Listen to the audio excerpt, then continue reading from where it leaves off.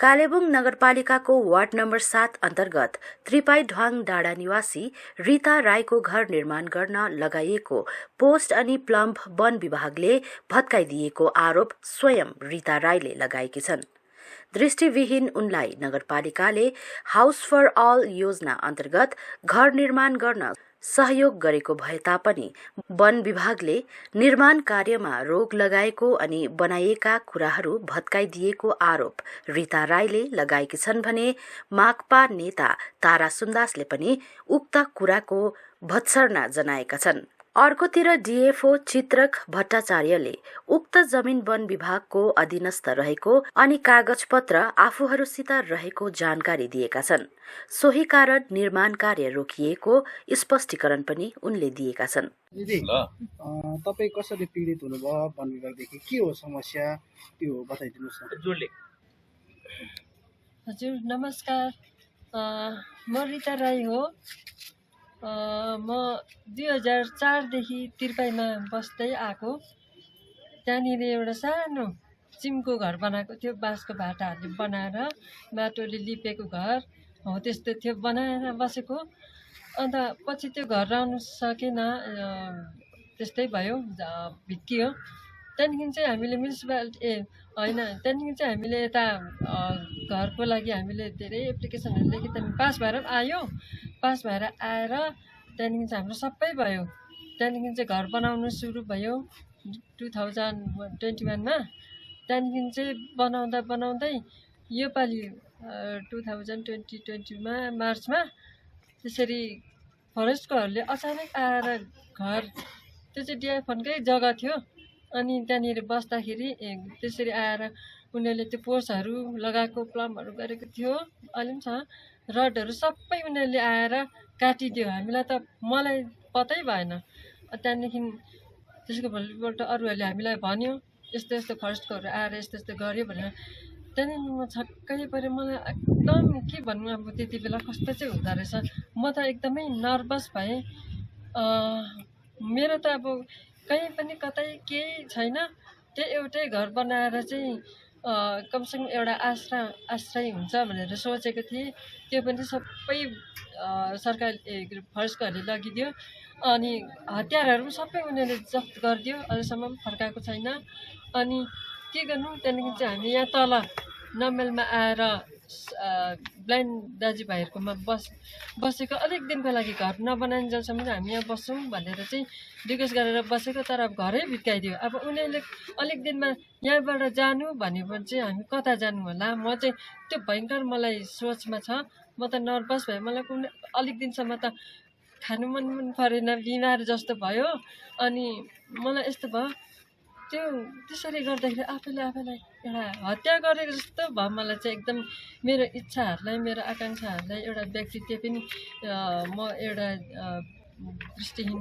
अहिलेसम्म जति पनि घर बनियो सबैको घर बनिसक्यो, बनिँदैछ, बनाउँदैछ, सबै दृष्टिवानहरूको देख्नेहरूको। तीमध्येमा म मात्रै एउटा ब्लाइन्ड हो, दृष्टिहीन। तर म एउटा दृष्टिहीनको यसरी अत्याचार गर्दा, अन्याय गर्दा त्यो कल्पना त म मात्रै गर्न सक्छु होला। म र मेरो एउटा छोरा छ। अनि भनेपछि अहिलेसम्म त्यो घर कम्प्लिट हुनु पाएको छैन? एकदमै कम्प्लिट भयो। अब 1 वर्ष हुनु लाग्यो, कम्प्लिट हुनु पाएको छैन। त्यो भित्काइदियो। अहिले चाहिँ कहाँ बस्नु हुँदैछ? अहिले म तल नमेलमा, त्यहाँ 1-2 जना ब्लाइन्डहरू छ, त्यो सरहरूकोमा चाहिँ उहाँहरूको घर छ। अलिक दिन चाहिँ हामी यहाँ बस्छौँ, घर नबनिन्जेलसम्म भनेर चाहिँ बसेको। तर अब उहाँबाट पनि अलिक दिनको लागि मात्रै हो। अब जानु भन्यो भने चाहिँ कता जानु, अब छैन कतै पनि। वन विभागको कोही अधिकारीहरू आयो? उनीहरू कतिपल्ट आयो, हेऱ्यो, अनि उनीहरूले भन्छ हुँदैन भन्छ। अन्त उहाँहरूसँग पनि मैले त हामीले भनेकै हो। यो स्किम जुन छ कालिम्पोङ नगरपालिकाबाट बाङ्लार बाढी स्याङ्सन भएको, अगर ऊ त्यहाँको जेन्युन नभएदेखिलाई म्युनिसिपालिटीले त दिने थिएन होला घर। उसको नाममा ब्याङ्कमा पसेको 60,000 को ब्याङ्कको यो कागज जदि ऊ गल्ती थियो भनेदेखिलाई नहाल्नु पर्थ्यो म्युनिसिपालिटीले। यो 60,000 पसेको छ, उसले पैसा झिकेको छैन। अहिले मैले नजिक्नु भनेको छु, छोडिदियो, जे हुन्छ देखा जान्छ। यो नै हामीलाई लडाइँ गर्ने हतियार हुन्छ। अब अर्को कुरा आउँ तपाईँलाई भनौँ, नगरपालिकामा यो के अरे होल्डिङ 2022 सम्म होल्डिङ तिरेको छ हौ। अन्त यो 2018 देखि तिर्दै आएको होल्डिङ, अन्त 18 देखि चाहिँ फरेस्टले देखेन त्यहाँ घर हुँदाखेरि यो घर रहेछ, यो त हाम्रो जग्गामा हो भने जब त्यहाँ चाहिँ रड लगाए त्यहाँदेखि चाहिँ यो चाहिँ गल्ती हो भने काट्नु हो भने चाहिँ हामीले चाहिँ के बुझ्यौँ भने यो एउटा रीता राई नेत्रहीन, उसले जे गर्दा पनि हुन्छ भन्ने र अन्याय गरेको हो भनेदेखिलाई त मैले भनिहालेँ। म यहाँबाट हाम्रो सङ्गठनलाई सपोर्ट गर्ने लयरहरू छ, उहाँहरूसँग हामी चाँडै उहाँलाई भेटाएर चाहिँ त्यो अधिकारी फरेस्टको अधिकारीहरूमाथि क्रिमिनल केस गर्नु लाउँछौँ। अब होइन भनेदेखिलाई उसको रड जति लगेको छ फर्काइदिनुपर्छ भन्दैछु याद गर। अगर क्रिमिनल केस भएन भने हामी कोर्टबाट गएर हिँड्छौँ र यो चाहिँ प्रुफ भयो भने जान्छ है नोकरी। यहाँ 3 तारा लाएर गाउँमा धमास दिएको चाहिँ फेरि झर्लानी फेरि भनिदिँदैछु, कोर्टमा तिमीमाथि क्रिमिनल केस गर्छौँ हामी।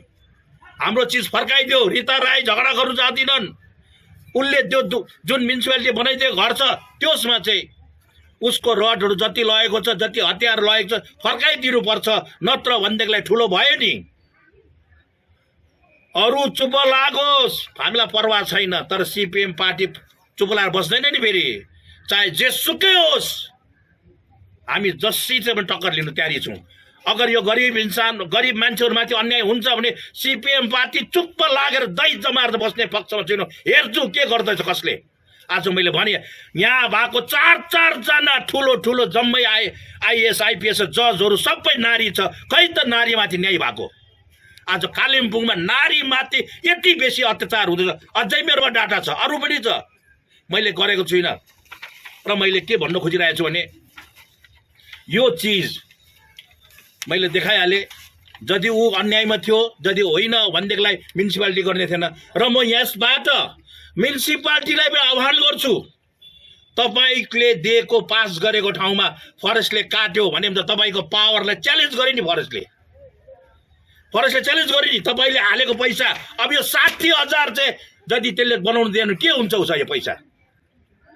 र म नगरपालिकाहरूलाई पनि भन्छु, तपाईँको पावरमाथि हस्तक्षेप भयो। अगर त्यस्तो थियो भनेदेखिलाई प्रोसेस के हुन्छ, नगरपालिकालाई फरेस्टले भन्नु पर्थ्यो कि तपाईँको यो हाम्रो यस्तो नगरिदिनुपर्छ है, यो चाहिँ भनेर गरेको भएदेखिलाई चाहिँ हुन्थ्यो। तर नगरपालिकाले पास गरिरहेको छ, तर डङ आएर काटिदिएपछि चाहिँ नगरपालिकाले के गर्छ भनेको होला।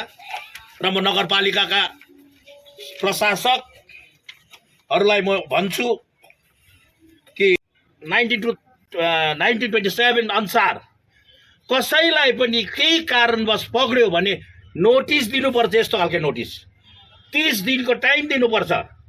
उसलाई 30 दिनको नोटिस दिएर चाहिँ बोलाउनु पर्छ, तिमीले फरेस्टमा जग्गा गर्यौ, तिम्रो यस सम्बन्धी कागज के छ त्यो ल्याऊ, यो चाहिँ नोटिस दिनुपर्छ।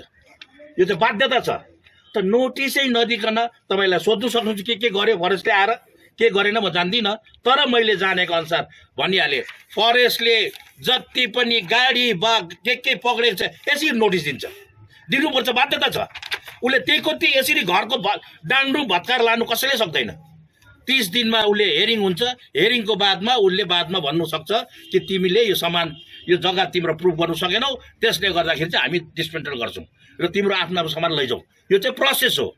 तर यदि नेत्रहीन हो, विकलाङ हो भनेपछि जसले जे पनि गर्छ भनेदेखिलाई त हेर्नुहोस्, मिडियाका सम्पूर्ण दाजुभाइहरूलाई भन्छु, तपाईँहरू त प्रजातन्त्रको रखवाली गर्नेहरू हो नि, गरिब जनसाधारणको हकको अधिकारको सुरक्षा गर्नेहरू हो नि।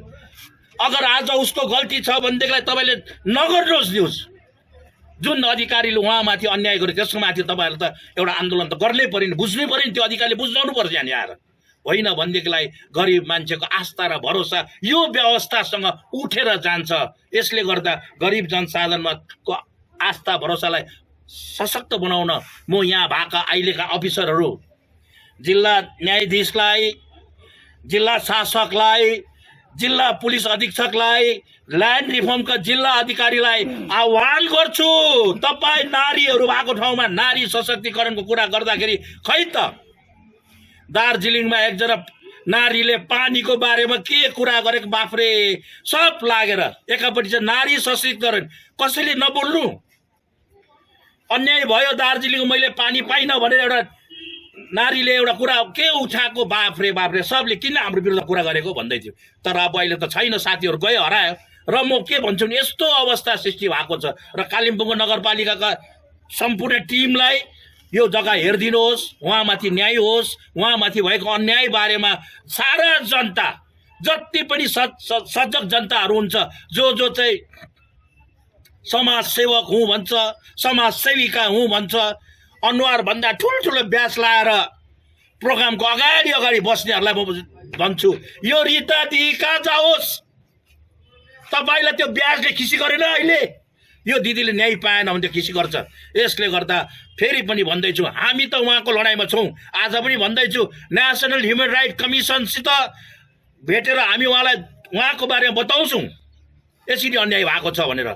यसले गर्दा मिडियालाई पनि हामी रिक्वेस्ट गर्छौँ, यस प्रकारको घटनाहरू यहाँ मात्र होइन, धेरै धेरै कुना काप्ची भइरहेछ। तपाईँहरूले पनि यसो खोजेर जनसाधारणमा ल्याइदियो भने मान्छेले न्याय पाउँछ। जसरी उहाँले भन्नुभयो, तपाईँहरूले यो न्युज गरिदिएर मलाई न्याय दिलाइदिनुहोस् भनेको छ, त्यसरी नै म पनि भन्छु।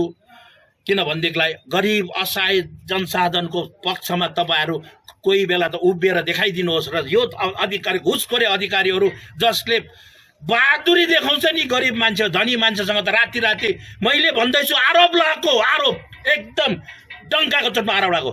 नेसनल हाइवेको ठुल्ठुलो 16 चक्के गाडीमा काट आउँछ राति 1 बजी, पक्रिँदैनौ तिमीहरूले? मिली भगत गर्दैछौ त्यहाँनिर, भन मलाई सोध कुन चाहिँ ठाउँमा कहिले काट आएको छ, म बताइदिन्छु। अहिले पनि त्यो गोदाममा काठहरू छ। 16 चक्के 32 चक्के गाडीमा राति 12:30-1 बजी काठ ल्याएर राख्छ। खै त मिली भगत पक्रिँदैन? तिमीले पक्रिनु सक्छौ रिता राईलाई? बाँधेर लैजाऊ उसलाई, फरेस्टको चिज बिगारेछ, ठुलो हात्ती मारेछ, उसले पक्रेर लैजाऊ। होइन भने न्याय चाहन्छु, न्याय दिनुपर्छ, न्याय दिनुपर्छ। दाजु तपाईँले मुझको नहीं दिखाए गए थे। जैसे आप बोल रहे हैं कि वो ब्लाइंड है, that is also not, at least मेरे पास तो वो इन्फॉर्मेशन नहीं थे। उनके बच्चे आए थे या फिर somebody else came who were completely fine, fit and fine. तो this is a clear case, again I repeat, this is a clear case of encroachment and इसमें ज्यादा कुछ हम लोगों को करना। इनडायरेक्टली आप ये माने कहना चाह रहा है कि ऐसा मैं कभी नहीं बोल रहा हूँ। मैं बोल रहा हूँ कि कहीं पे कोई भी लेवल पे ये लुक ओवर हो गया है, which can happen in a government service. वो एरिया में कितना जगह आई थिंक वो जब दिया जा रहा था, somebody might have missed this area। ये लैंड हम लोगों ने उनको, जैसे कि कोई चेक पोस्ट बनाने होते हैं पुलिस के, कुछ है वैसा कुछ बना था, उसके बदले में ये लैंड हमको दिया गया था फ्रॉम द म्यूनिसिपैलिटी देमसेल्व्स, जिसका पेपर्स है हमारे पास। Otherwise we would not have gone and broken. मतलब हम लोग तो, आप एक चीज आप हमारी तरफ से सोचिए कि हम लोग तो बाकी लोगों का तो हम लोग कुछ भी नहीं बोल रहे, क्योंकि वो हमारा लैंड नहीं है। We are not bothered with it. ये कब का बात है सर? ये 1991 में हुआ था। 91 जो कोई मार्च महीने में पास हुआ नगर पालिका विभाग से। सब जो लैंड पे वो बैठे हुए हैं वो एनक्रोच लैंड है। ये हम लोगों को दूसरा काम के लिए कालिम्पोंग जो डायरेक्ट मतलब ऑफिस है SDO से हम लोगों को ये लैंड मिला था, नॉट टुडे, 1991 में। अभी मेरे पास वो डॉक्यूमेंट्स है एक्चुअल में। तो ये बात, this letter came through municipality से भी आया था, बहुत जगह से उन्होंने किया है, but this can not be, मतलब ये एक्सेप्टेबल नहीं है कि आप जाके कहीं पे भी फॉरेस्ट में एनक्रोच करके ऐसे घर बना दो। वो लैंड बेसिकली जो हुआ था कि हमने उनको एक लैंड दिया था, आई थिंक पुलिस या कुछ इशू के लिए, एग्जैक्ट पता नहीं है, बट उसके बदले में वो पेपर्स है हमारे पास। तो उसके बाद ही हम लोगों ने इसका स्टॉप किया, अदरवाइज तो we do not do such things. लेकिन सर जब तब तक तो आप लोगों ने कुछ कार्रवाई नहीं किया, आपने रहने दिया, बसने दिया वहाँ पे। हाँ। एक्चुअली क्या हुआ, जब भी आप गवर्नमेंट फंड से आप काम करते हो तो आपका लैंड डॉक्यूमेंट्स होना जरूरी होता है। तो that land document she does not have, obviously she does not have to, because I have the land documents in front of me right now. तो that is why that is not tolerable. Very clearly. घर पास किया वो भी department ही है, नगर पालिका department. हाँ, वो that thing did not come to us because probably जो होता है कि कालिम्पोंग एरिया में, शहर में फॉरेस्ट का बहुत कम लैंड रहता है, ये 1-2 जगह पे ही होगा, तो maybe did not come to us, कहीं पे मिस हो गया होगा। आज एक पॉलिटिकल पार्टी का लीडर ने मैंने ये पास भी है, आसपास भी और घर भी रहता है। ये मुझे एग्जैक्टली देख के ही बताना पड़ेगा। 7 नंबर वार्ड है, नगर पालिका इलाका है। नगर पालिका इलाका बोलने से आपका फॉरेस्ट का तो नहीं आएंगे ना सर? ना, वो तो नहीं आता है ऑब्वियसली। ये टोटल एरिया है 26,460 स्क्वायर फीट का। This is the area that has been given to us, exact amount इधर दिया हुआ है। ओके सर, आप लोग के पास ये फॉरेस्ट का जमीन है, आप लोग जो बोल रहे हैं, लेकिन उनको बिना नोटिस दिए जो घर बनाने की है, जब उनको बिना नोटिस दिए ये आपका पोस्ट कार्ड देना, हाँ, उसको पीड़ित करना एक महिला के ऊपर, इंडियन फॉरेस्ट एक्ट 1927 के तहत उन्होंने नहीं, हम लोगों ने उनको कम से कम 1 महीना का वो नोटिस हम लोगों ने उनको बोला था कि आप कोई नोटिस दे sir? Notice I will have to check कि मेरे पास एग्जैक्ट नोटिसेस नहीं है, बट अगेन आप मेरे ऊपर डाल रहे हैं, but the point again comes कि ये चीज एग्जैक्ट इंक्रोचमेंट का केस है। This is a clear case of encroachment. I am not understanding कि आप मेरे ऊपर क्यों डाल रहे हैं ये चीज को। नहीं, आप ऊपर नहीं डाल रहे, आप सिमेंटिक्स पे जा रहे हैं, but the fact remains very simply कि it's a very clear case of encroachment. Why are you coming to, जो उन्होंने 6 महीने से she has tried all her things to say कि this is not a case of encroachment, which is legally is. I have the papers to show it. किसी ने उनको मारा नहीं है, किसी ने उनको कुछ किया नहीं है। वी हैव जस्ट सेड कि आप घर मत बनाइए, नया वाला कंस्ट्रक्शन मत कीजिए। अगर ये भी नहीं करेंगे, कल आप ही आके मेरे को बोलेंगे कि आप लोग कुछ करते ही नहीं है, देखिए ये घर बन गया, वो घर बन गया, आपके लैंड पे ये हो गया। That is not fair to also us ना। इससे ज्यादा मैं बोल नहीं सकता, because we are all government servants, हमारा मॉडल कोड ऑफ कॉन्डक्ट लग जाते हैं। So but I again say that it's a clear case of encroachment, otherwise we will not have.